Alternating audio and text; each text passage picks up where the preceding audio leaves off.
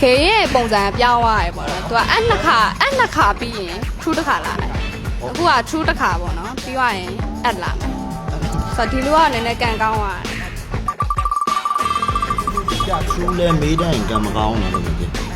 true လဲမေးတတ်တဲ့လူနဲ့တွေ့ရင်ခံရတတ်တယ် โอเคမင်းပိုင် ချွေးတွေလည်းထွက်နေပြီနော်မေးမယ်တဲ့ရော ဒီဇက်ကားရိုက်နေတဲ့အချိန်မှာပေါ့နော်အဖွဲထဲမှာတေးဥဆောင်တဲ့အချိန်မှာရောတခြားပေါ့အချိန်မှာပေါ့ကိုနဲ့ကင်မစီမမိဘူးလို့ခံစားမိရဲ့သူရှိမိတ်ပြက်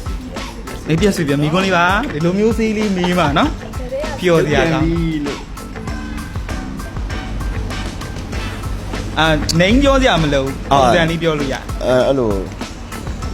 မိတ်ပြက်စီပြတဲ့ဖြစ်ကုန်ပါလေနော်ရှိုးဒီမှာ तू ကရှည်တော့ရှည် ရှိတယ် ရှည်တယ် ဝိုင်းလာခဲလား ရှည်တယ်ဆိုတာဘွိုင်းလည်းဖြစ်နိုင်ခဲလည်းဖြစ်နိုင်ဘာရှည်လဲလည်းမသိဘူး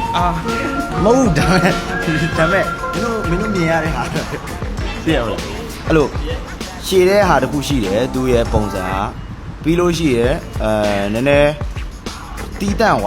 လေးခွဲထွက်နေတတ်တယ်ဒါမျိုးလေးဟုတ်လားအဲ့လောက်ပါပဲအဲ့ဆိုတော့ဟုတ်မယ်ဟုတ်ဘယ်သူမှပြောရမှာမဟုတ်เนาะကျွန်တော်ရှောက်ပြော